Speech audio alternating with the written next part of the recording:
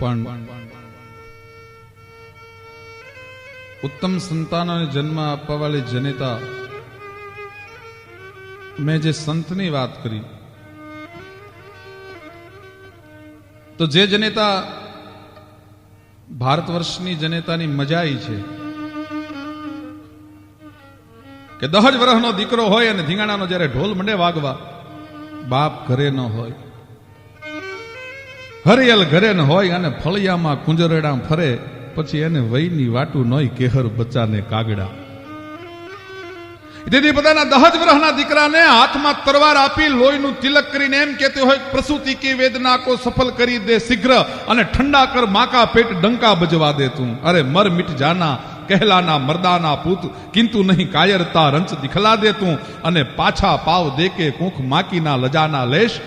Bahrain के बीच विजय झंडा फरका दे तू. અને क्लांत हाहाकार शत्रु सैन्य में महान हो ऐसा घमसान बेटा रण में मचवा दे तू. 10 વર્ષના દીકરાને મોતના મોઠામાં મોકલતા જે જનેતા પાછી ન પડી હોય, એ જ જનેતાએ વૈભવમાં આલોટતા દીકરાને ભગવા ભેખ પહેરાવ્યા છે. એ પણ ભારત વર્ષની જનેતાની તાકાત છે. ગોળ બંગાળનો રાજા નાવા બેઠો હોય કે બાલુડો એ જોગી બેઠો નાવા એ વ્રતરી.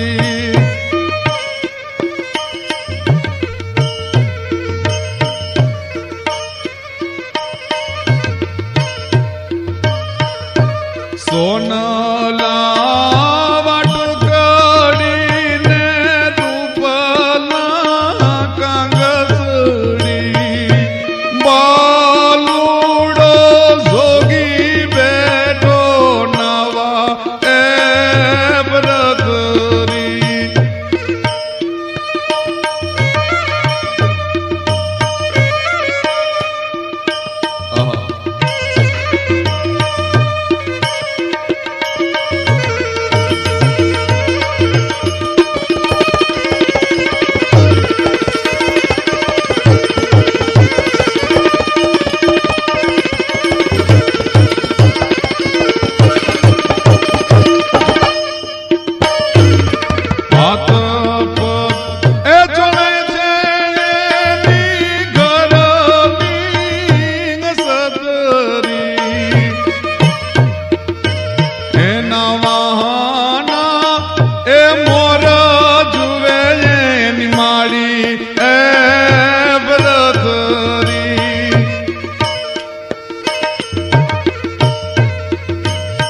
આ ગીતમાં એમ કીધું છે, ગીત અભ્રંશ ગવાય છે.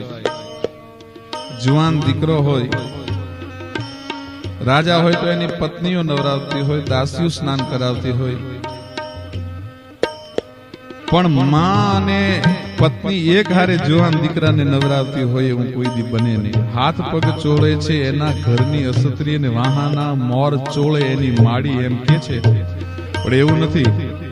ગોળ બંગાળનો રાજા ગોપીચંદ નાવા બેઠો છે અને મેનાવતી અટારીમાં ઉભા ઉભા પોતાના દીકરાને નાતો જોવે છે. પટરાણીઓ એને અત્તર ઉમેરેલા જળથી સ્નાન કરાવે છે અને દીકરાને નાતો જોયો ત્યાં આંખમાંથી આંગોડાની દાડ દાડ દાડ દાડ ધાર થઈ. એટલા બધા પાણીમાં ઘણા માણસ પ્રશ્ન કરે છે કે ગોપીચંદ નાતો તો એમાં જનેતાના 2 આંગુડા પડ્યા, એ ગોપીચંદ ને ખબર કેમ પડી? વિજ્ઞાન એટલું બધું આગળ વધ્યું છે કે આહુનું પૃથક્કરણ કરીને એટલું નક્કી કરી શકે કે આમાં ક્ષાર કેટલા ટકા છે. પણ હજી વિજ્ઞાન એ નથી શોધી શક્યું કે સુખના આંગુડા કેમ ટાઢા હોય ને દુઃખના આંગુડા કેમ ઊના હોય.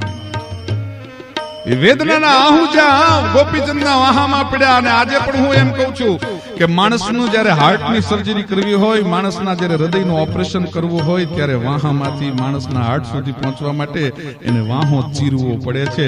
એટલે ગોપીચંદને લોકકવિએ વાહામાં આહુડા પડ્યા છે. વાહામાં પડેલા આહુ એ સીધા હૃદય સુધી પહોંચ્યા છે.